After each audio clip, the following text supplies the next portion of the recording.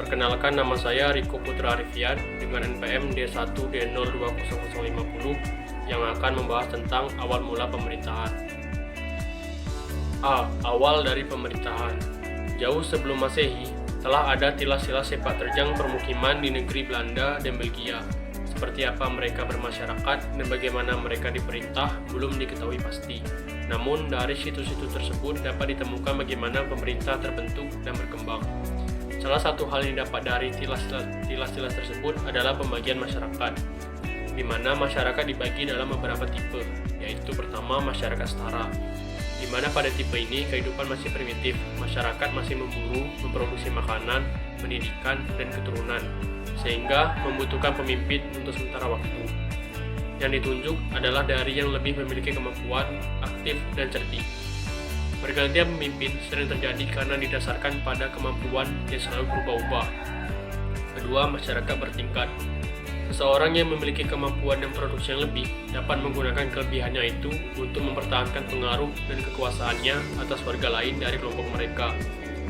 Ketiga, masyarakat berlapis. Pada tingkat masyarakat berlapis, tidak hanya kepemimpinan yang telah mapan, tetapi juga kebutuhan pokok sudah tidak sama dan merata.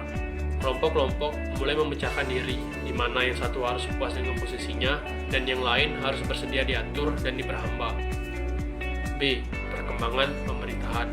Selain perkembangan masyarakat bertipe tadi, ada faktor-faktor lain yang menyebabkan perkembangan dari pemerintahan, seperti pertambahan dan serta perkembangan penduduk dan ancaman serta perang dari kelompok lain yang telah memicu perkembangan pemerintahan, yaitu penguasaan oleh suatu pemerintah atau negara atau kekuasaan, di mana pemerintah menawarkan perlindungan hukum, kesejahteraan, dan kesentosaan bagi masyarakat yang diperintah. C. Pemerintahan di zaman purba. Sejarah mencatat bahwa manusia telah diperintah oleh berbagai sistem pemerintahan, dari kerajaan hingga pemerintahan kolonial. Berikut adalah contoh dari berbagai sistem pemerintahan yang pernah ada di dunia. Pertama, polis Yunani. Polis adalah negara kota, di mana pada polis Yunani masyarakat dibagi dalam 3 kelas, yaitu tanpa hukum, menengah, tanpa atau sedikit hukum, dan tinggi, yaitu warga negara yang bebas dan melaksanakan fungsi-fungsi pemerintahan. Yang kedua, pemerintahan Inka. Kerajaan Inka menganut despotisme, di mana ditandai dengan pemerintahan yang sewenang-wenang dan tak terbatas. Kerajaan ini berada di Amerika Selatan bagian barat. Raja adalah penguasa absolut dan dibantu oleh aristokrasi turun-temurun. Di bawah raja ada 4 prefektur dan gubernur-gubernur provinsi yang bertugas memberikan pengarahan kepada kuraka, yaitu kesatuan pembayar pajak. Inspektur pemerintahan melakukan inspeksi ke warga untuk memastikan warga diatur dengan peraturan-peraturan yang ketat. Untuk warga yang sudah uzur, diberikan bahan makanan dan kebutuhan lain. 3. Plato. Sebelum kerajaan Inka, filsuf Plato dan muridnya Aristoteles telah mengembangkan pikirannya tentang pemerintahan, di mana menurutnya pemerintahan harus dilaksanakan oleh prinsip-prinsip akal sehat dan budi pekerti, dan kepala pemerintahan dipimpin oleh filsuf karena filsuf memiliki akal budi yang baik dan bijaksana. Plato merancang negara ideal, di mana keadilan harus diwujudkan dan memandang kehidupan bermasyarakat sebagai suatu sistem pembagian yang saling mengisi. 4. Aristoteles. Aristoteles menganut atau memacu pada prinsip etika pemerintahan dan politik sebagaimana yang telah ditulis oleh Plato. Menurut Aristoteles, pemerintahan demokrasi itu buruk karena menyamaratakan antara masyarakat bodoh dengan para filsuf dan orang berpendidikan. Aristoteles adalah peletak dasar dari ilmu politik, terutama secara empirik, deskriptif, dan positif. 5. Polybios. Polybios membuat suatu siklus tentang penggantian berturut-turut pemerintahan yang dari berkonstitusi baik berkonstitusi buruk sebagai berikut: monarki, tirani, aristokrasi, oligarki, demokrasi ekstrim, dan seterusnya. Konsep Polybios yang merupakan siklus penggantian pemerintahan tersebut merupakan suatu analisis terhadap pengalaman dalam negara-negara kota di Yunani. Keenam, Cicero. Cicero mengejarkan bahwa ada suatu hukum alam yang universal, di mana semua manusia adalah sama. Mereka tidak sama dalam hal kekayaan, kemampuan, dan keahlian, tetapi mampu membedakan yang baik dan buruk. Karena semua manusia adalah sama, maka memiliki hak yang sama pula, yang menjamin harkat dan martabat sebagai manusia. Sekian presentasi dari saya. Wassalamualaikum warahmatullahi wabarakatuh. Assalamualaikum warahmatullahi wabarakatuh. Perkenalkan, nama saya Afrianita, NPM D1D020056. Saya dari kelas B, Prodi Ilmu Administrasi Publik semester 3.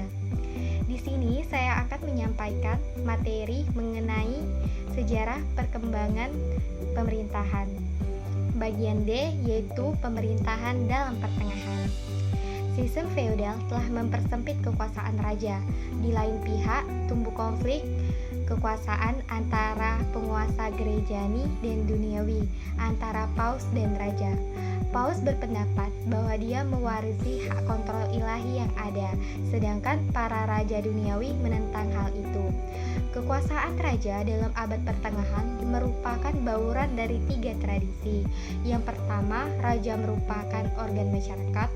Yang kedua, raja merupakan jelmaan Tuhan. Dan yang ketiga, raja berkewajiban mengusahakan kesejahteraan.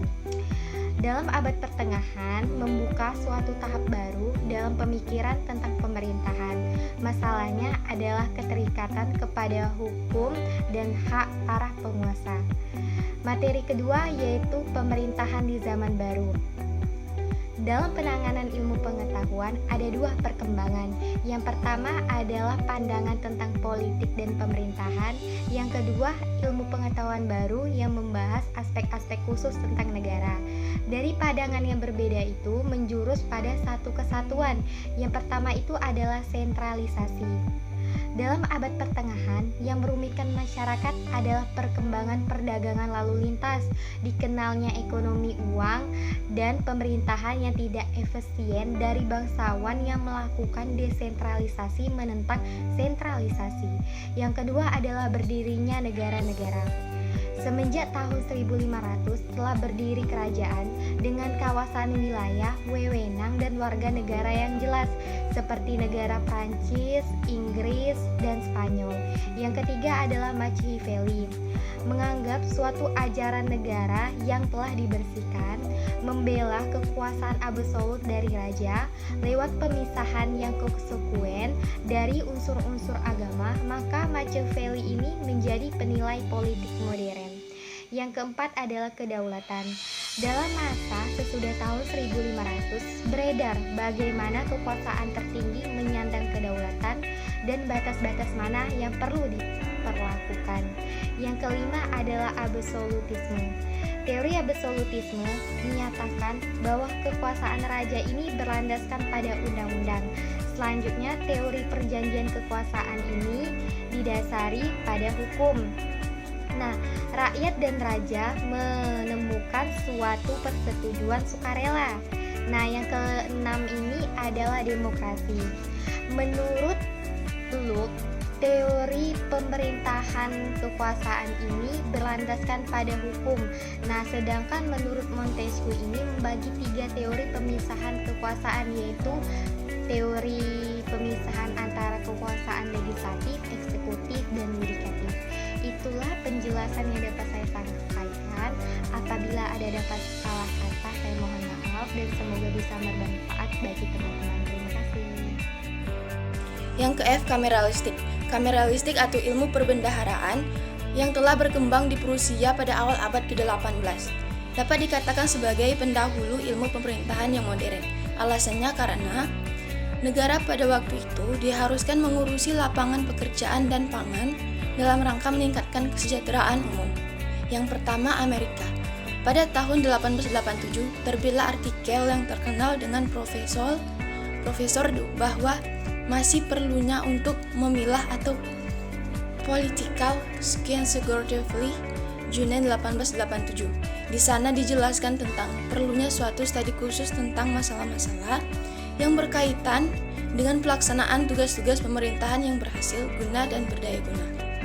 Pada awalnya, orang yang membahas masalah-masalah terutama sudut pandang yuridis historis atau juridis historische Grundstock, permasalahan-permasalahan sebagaimana yang disisir tadi menyandang suatu karakter politik, karakter dari uni federal, fungsi dan berbagai organ negara, serta hubungan mereka satu sama lain. Yang kedua itu pertumbuhan ke arah mandiri. Hal ini berawal dari perkembangan public administration sampai menjadi suatu disiplin otonom yang berlangsung dalam tahun 1920-an. Berawal dengan nama Leonard Dewey yang menghadirkan suatu cara pembahasan baru yang dinamakan pengungkapan struktural atau structural based curve vendor yang sangat kuat terpengaruh oleh apa yang dinamakan oleh scientific management movement yang berkaitan diantaranya dengan nama perusahaan yang terutama diupayakan adalah setinggi mungkin tingkat daya dan daya guna. Mengapa orang tidak mencoba hal ini dalam pemerintahan? Karena orang Amerika menolak percaya bahwa demokrasi dan efisiensi adalah bertentangan. Metode juga diterapkan dalam public administration. Hal ini karena menjurus kepada pandangan bahwa sebelum memberikan basis ilmiah bagi public administration, perlu dilakukan banyak pekerjaan penelitian dan studi kelas. Yang ketiga yaitu pengaruh dalam public administration.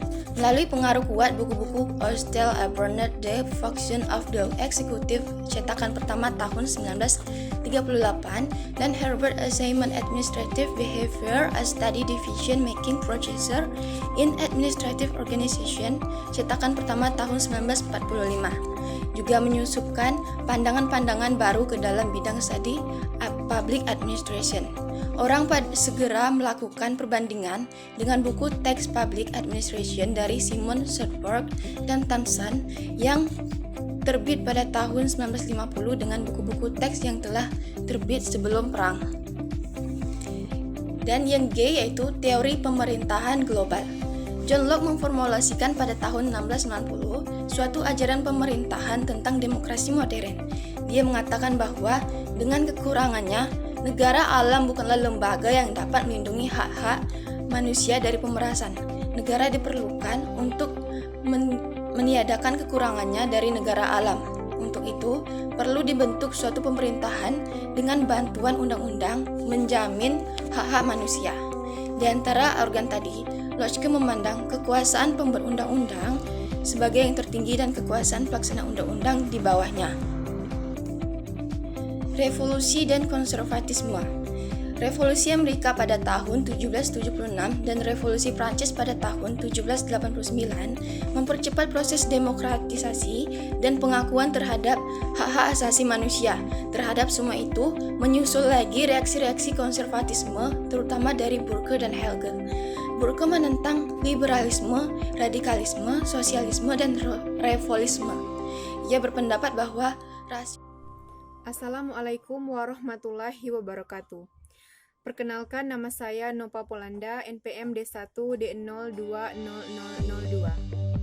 Pemerintahan di zaman modern. Sejarah modern ilmu pemerintah dan ilmu politik berawal dalam abad ke-19. Lahirnya pemerintahan modern berawal dari lahirnya ilmu perbendaharaan atau kameralistik. Kameralistik mencakup bauran fakta-fakta, nilai-nilai, ketentuan-ketentuan, keinginan-keinginan bagi praktik pemerintah. Selanjutnya, sang guru besar Woodrow Wilson sebagai bapak spiritual dan ilmu pemerintahan Amerika Serikat memisahkan politik dan administrasi publik. 1. Berpilihnya pemerintah dan masyarakat. Pada abad ke-19, terlihat adanya pertambahan jumlah penduduk, peningkatan produktivitas sektor pertanian, dan munculnya industrialisasi. Ilmu dan teknologi cepat mendapatkan tempat dan terus tumbuh dan berkembang. Demikian pula dengan industri, atau dapat dikatakan sebagai abad ilmu pengetahuan dan teknologi. Sektor-sektor jasa semakin kuat, pemerintah dan masyarakat berpilih erat, pemerintah tak dapat dipisahkan dari masyarakat. 2. Ideologi. Ideologi merupakan pandangan masyarakat dan duniawi yang merupakan suatu visi total dan kenyataan dari sistem pemikiran. 1. Liberalisme. Bagi liberalisme, kebebasan adalah hakikat. Liberalisme memperjuangkan prestasi pribadi bagi setiap orang dan pemekaran peluangnya. Liberalisme mendasari diri pada liberty, kebebasan, equality, persamaan, dan persaudaraan. Liberalisme juga menganut kompetisi dengan prinsip survival of the fittest, atau yang unggul akan menang, selamat dan bertahan. Yang kedua, sosialisme.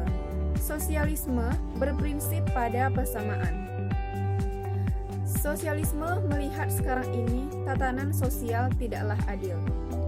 Sosialisme menganjurkan adanya persamaan dan perluasan hak-hak di bidang sosial dan politik.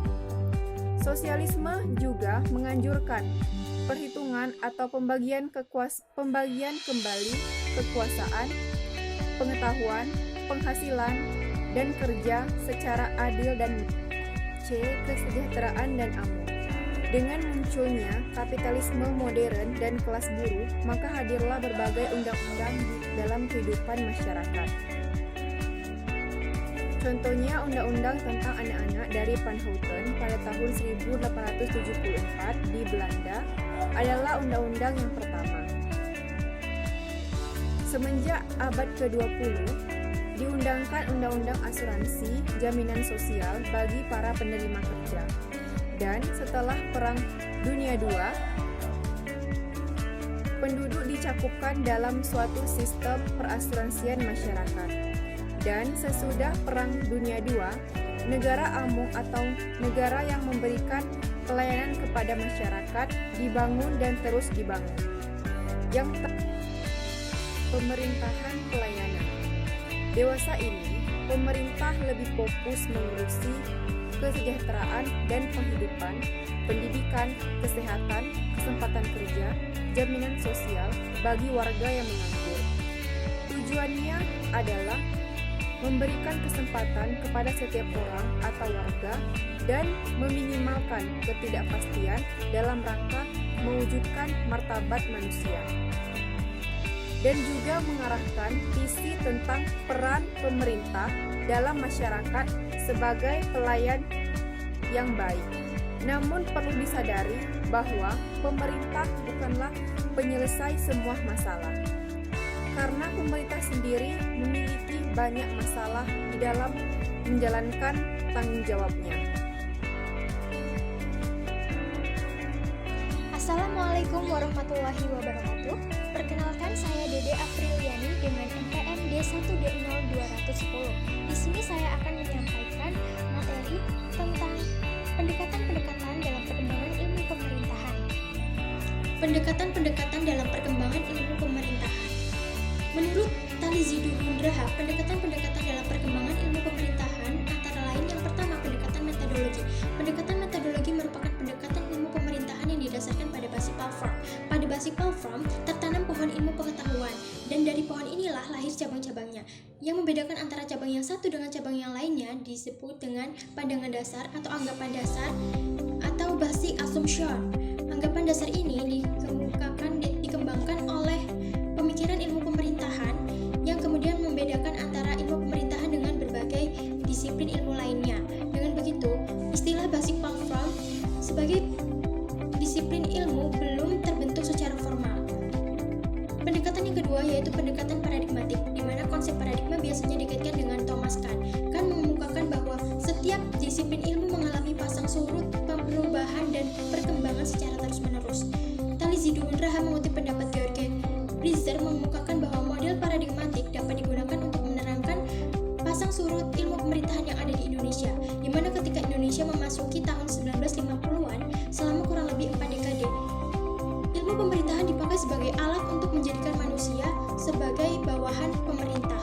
Inilah yang menjadi periode anomali ilmu pemerintahan yang ada di Indonesia. Periode ini kemudian berlanjut dengan periode krisis pemerintahan sejak pertengahan dekade 1990-an dan melahirkan gerakan reformasi 1998. Body of knowledge, ilmu pemerintahan yang ada di masa itu, kemudian terlihat sebagai sumpah sehingga harus mengalami revolusi dari paradigma 1 menjadi paradigma 2. Ilmu pemerintahan modern di mana revolusi ilmu pemerintahan yang terjadi di Indonesia pada tahun 1990-an, ilmu pemerintahan pada paradigma 2 ini diharapkan terbentuk sebagai ilmunya manusia yang diperintah, yang dapat digunakan sebagai instrumen sekaligus sebagai strategi untuk memperjuangkan dan melindungi tantangan terhadap kekuasaan yang arogan, pemboros, serakah, dan lain sebagainya. pendekatan yang ketiga yaitu pendekatan ontologikal. Di sisi ontologikal ini, ilmu pemerintahan berkembang dari waktu ke waktu dan dari tempat yang satu dan tempat yang lainnya. Terdiri dari beberapa tahapan. Tahap yang pertama yaitu gejala pemerintahan sebagai objek material dikaji melalui sudut pandang dan metodologi ilmu yang ada di masa itu, sehingga objek formal tertentu pada platform bersama itu menjadi ruang lingkup yang dapat dipelajari. Disiplin ilmu yang bersangkutan seperti ilmu hukum, ilmu politik, ilmu sosiologi, yang kemudian ilmu-ilmu tersebut dinamakan sebagai multidisiplin yang untuk dipelajari dan menjadi ruang lingkup kajian ilmu pemerintahan. Kemudian pada tahap kedua terbentuklah kelompok nilai-nilai pemerintahan yang dikonstruksi dari konsep-konsep sumbangan sebagai disiplin ilmu atau disebut sebagai disiplin ilmu terapan. Dan kemudian terbentuklah sebuah bahan ajaran baru yang disebut ideografik normatif. Sifat ideografik normatif ini adalah sifat yang dimana ilmu pemerintahan sebagai ilmu yang bertujuan untuk memimpin hidup bersama ke arah kebahagiaan setinggi-tingginya tanpa merugikan orang lain secara tidak sah. Kemudian pada tahap ketiga yaitu berbagai pandangan atau anggapan dasar tentang ilmu pemerintahan pun dibangun. Ilmu pemerintahan berangsur-angsur membedakan dirinya dengan disiplin lain dan menegakkan identitasnya sendiri atau disebut sebagai dengan monodisiplin. Kemudian ada pendekatan yang keempat yaitu pendekatan lintas disiplin. Pada tahap keempat terjadi interaksi antara ilmu pemerintahan dengan disiplin ilmu lainnya atau antardisiplin dalam mengkaji gejala pemerintahan. Pada tahap kelima, gejala pemerintahan dikaji oleh sejumlah ilmu pengetahuan menjadi spesialisasi masing-masing yang objek formalnya melintasi objek formal ilmu pemerintahan. Dan kemudian ada tahap keenam, yaitu kerjasama berdasarkan kesadaran saling membutuhkan untuk kemudian saling menguntungkan antara berbagai disiplin ilmu yang berbatasan tersebut. Kemudian pada tahap ketujuh, body of knowledge yang merupakan produk pendekatan lintas disiplin, misalnya sosiologi pemerintahan, berkembang pasti menjadi semakin dewasa, berkembang pesat menjadi semakin dewasa, membedakan diri dengan induknya atau menjadi sosiologi mandiri.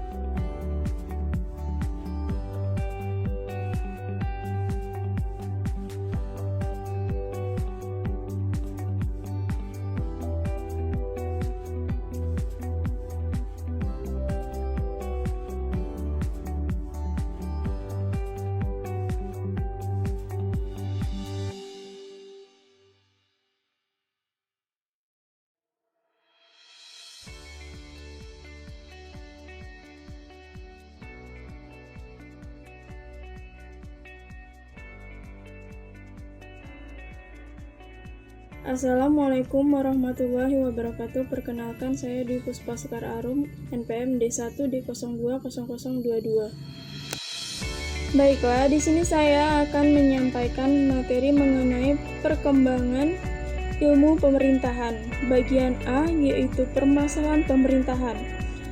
Permasalahan pemerintahan yang dialami beberapa negara berkembang tak terkecuali Indonesia yang memunculkan adanya reformasi dalam penyelenggaraan pemerintah, khususnya reformasi manajemen pemerintahan. Menurut Budi Supriyatno 2009 mengungkapkan bahwa ada dua sisi permasalahan pemerintahan, yaitu sisi internal dan sisi eksternal. Dari sisi internal pemerintahan itu sendiri terdapat berbagai masalah yang harus dihadapi. Permasalahan manajemen tersebut diantaranya 1. Masih banyaknya pelanggaran disiplin yang dilakukan oleh aparatur pemerintahan. 2. Banyaknya penyalahgunaan wewenang seperti praktek KKN di lembaga negara yaitu eksekutif, legislatif, dan yudikatif. 3. masih rendahnya kinerja aparatur di bidang pemerintahan. Keempat, struktur organisasi dan ketatalaksanaan di lembaga pemerintahan yang gemuk, banyak tumpang tindih, baik dalam hal tugas, fungsi, program, maupun kegiatan sehingga banyak pemborosan anggaran. Yang kelima, tata kelola pemerintahan tidak mempunyai pola yang jelas, sehingga visi misi organisasi atau lembaga pemerintahan menjadi kabur. 6. Program dan kegiatan yang egoisme, sektoral, dan sulit dilakukan koordinasi. 7. Anggaran tidak dapat mencukupi sehingga adanya pinjaman ke luar negeri yang mengakibatkan ketergantungan pada negara pendonor. 8. Rendahnya efisiensi dan efektivitas kerja di semua lini organisasi, mulai dari pemerintahan terendah sampai pemerintahan tertinggi. 9. Rendahnya kualitas pelayanan untuk masyarakat. 10. Rendahnya kesejahteraan PNS sebagai pelaku antar masyarakat. 11.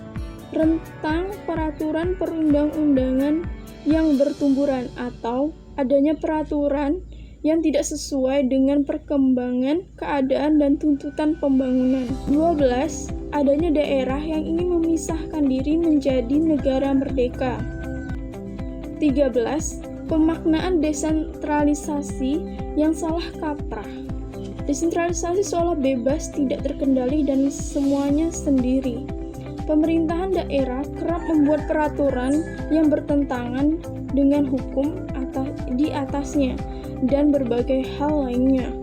Selanjutnya di sisi eksternal, yaitu adanya faktor globalisasi dan revolusi teknologi informasi seperti e-government merupakan tantangan tersendiri dalam menciptakan manajemen pemerintahan yang bersih dan berwibawa. Hal ini berkaitan dengan meningkatnya ketidakpastian antara faktor lingkungan, politik, ekonomi, sosial, dan budaya yang berubah secara cepat. Faktor lainnya adalah arus informasi dari berbagai negara maju seperti Amerika dan Eropa yang semakin deras, dapat menimbulkan inflasi budaya dan terjadinya kesenjangan informasi dalam masyarakat negara-negara berkembang. Maka dari itu, perlu adanya upaya yang lebih komprehensif dan terintegrasi dalam mendorong peningkatan kinerja aparatur pemerintah sehingga dapat menciptakan pemerintahan yang akuntabel. Dengan kata lain, diperlukannya manajemen yang baik dan bersih. Itulah materi yang bisa saya sampaikan. Saya ucapkan terima kasih. Assalamualaikum warahmatullahi wabarakatuh. Perkenalkan nama saya Aldi Saputra dengan NPM D1D0290 akan menyampaikan sebuah materi yang berjudul Manajemen Pemerintahan sebagai Ilmu. Manajemen Pemerintahan sebagai Ilmu. Setiap bidang studi ilmu selalu mempunyai objek sebagai sasaran. Sasaran ini dapat dipelajari dari berbagai sudut pandang berlainan dengan menggunakan alat yang berbeda, sehingga akan memberikan hasil yang berbeda juga. Tidak terkecuali dengan bidang ilmu manajemen pemerintahan. Ilmu manajemen pemerintahan tergolong baru, sehingga perkembangannya pun melalui beberapa tahapan sebagai berikut. Yang pertama, tahapan pertama, perkembangan ilmu manajemen pemerintahan merupakan seni. Tahapan kedua, perkembangan ilmu manajemen pemerintahan merupakan suatu proses. Tahap ketiga, perkembangan ilmu manajemen pemerintahan merupakan pengetahuan. Tahap keempat, ilmu manajemen pemerintahan dipelajari oleh disiplin ilmu yang terlebih dahulu lahir dari kemudian membentuk suatu disiplin ilmu yang bersangkutan. Tahap kelima, lahirnya ilmu manajemen pemerintahan yang mandiri, didukung penyelidikan ataupun penelitian. Tahap keenam, hasil pengamatan ilmu manajemen pemerintahan dapat digunakan oleh ilmu lain. Artinya, produk satu pengamatan ilmu manajemen pemerintahan dapat digunakan untuk disiplin ilmu lain. Tahap ketujuh, ilmu manajemen pemerintahan dapat dipelajari atau dikaji sebagai bidang ilmu di perguruan tinggi setingkat sarjana S1. Itulah tahapan-tahapan dari perkembangan ilmu manajemen pemerintahan. 1. Manajemen sebagai ilmu yang mandiri. Dalam hubungan antara manusia yang satu dengan yang lainnya, terdapat kegiatan perintah dan memerintah. Kegiatan perintah dan memerintah ini merupakan kegiatan manajemen pemerintahan. Manajemen pemerintahan adalah suatu pelaksana mandat yang harus dilakukan untuk mengelola suatu perintah. Manajemen pemerintah merupakan pelaksana kekuasaan untuk melaksanakan tugas mengelola hubungan antara yang diperintah dan yang memerintah. Menjalankan manajemen pemerintahan adalah menjalankan kekuasaan yang disahkan, yaitu kekuasaan yang dibenarkan dan diterima oleh pemberi kekuasaan. Menjalankan manajemen pemerintahan adalah menjalankan amanat yang diberikan oleh pemberi kepada pelaksana. Pelaksanaan manajemen pemerintahan merupakan hubungan antara pemberi dan pelaku yang diberikan kekuasaan untuk melaksanakan mandat dari pemerintahan. 2. Perkembangan ilmu manajemen pemerintahan. Di kalangan para pakar dan praktisi terdapat perbedaan cara pandang tentang kelahiran ilmu manajemen pemerintahan. Sebagian mengatakan ilmu manajemen pemerintahan lahir pada awal abad ke-20. Pemerintahan lahir sejak ada peradaban manusia atau sejak adanya manusia. Pro dan kontra secara pandang di alam demokrasi ini merupakan hal yang lumrah. Ditinjau dalam kerangka yang lebih luas, yaitu pembahasan secara rasional dari berbagai latar belakang sejarah peradaban, kebudayaan manusia, aspek negara, dan aspek kehidupan berpemerintahan yang sederhana, maka ilmu manajemen pemerintahan dapat dikatakan jauh lebih tua umurnya. 3. Pengertian dan perbedaan ilmu pemerintahan dengan ilmu manajemen pemerintahan. Ada beberapa pengertian pokok terkait dengan ilmu manajemen pemerintahan yang perlu kita ketahui, yaitu yang pertama, pemerintah. Kata pemerintah berasal dari bahasa Yunani, yaitu kaiberplan, yang berarti untuk mengemudi. To steer diterjemahkan di dalam bahasa Indonesia dengan istilah pemerintah. Apeldoorn, sebagaimana dikutip oleh Budi Supriyanto, menyatakan bahwasanya pemerintahan itu ialah salah satu di antara arti perkataan negara. Jika mengenal sejarah abad pertengahan, perkataan stato, state, dan estate dipakai dalam arti jabatan maupun untuk menyatakan pejabat atau orang yang memerintah. B. Manajemen. Budi Supriyanto mendefinisikan manajemen sebagai kemampuan seseorang untuk menggerakkan orang lain dan berusaha memperoleh suatu hasil dalam rangka mencapai tujuan yang telah ditentukan. C. Ilmu pemerintahan. Bres menyatakan bahwasanya ilmu pemerintahan diartikan sebagai ilmu yang mempelajari tentang cara bagaimana lembaga atau dinas pemerintahan umum disusun dan difungsikan, baik secara internal maupun secara eksternal.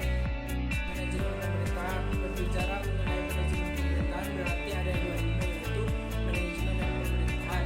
Gabungan dua ilmu ini melahirkan manajemen pemerintahan. Manajemen pemerintahan merupakan inti dari pemerintahan, sedangkan pemerintahan sifatnya lebih umum dan manajemen pemerintahan sifatnya lebih khusus yang menyoroti tentang tata kelola pemerintahan.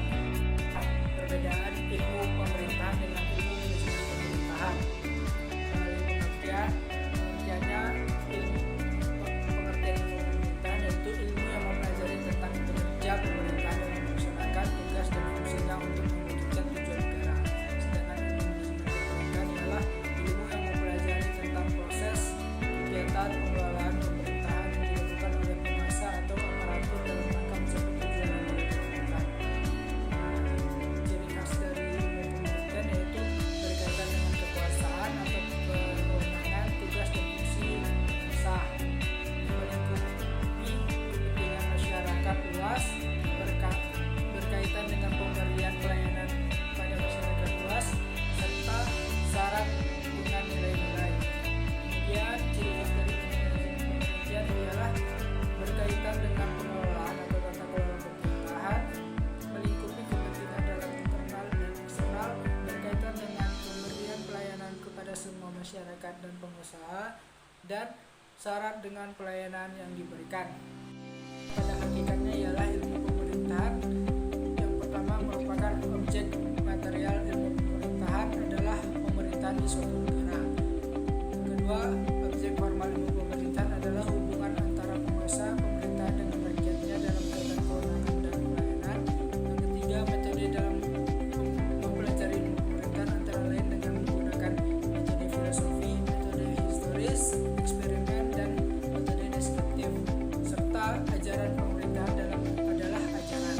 Kemudian hakikat dari ilmu manajemen pemerintahan adalah objek material ilmu manajemen pemerintahan adalah tata kelola pemerintahan di suatu negara. Objek formal itu merupakan ilmu manajemen pemerintahan adalah tata kelola pemerintahan dalam kaitan pelayanan kepada masyarakat dan penguasa dalam kaitan kewenangan.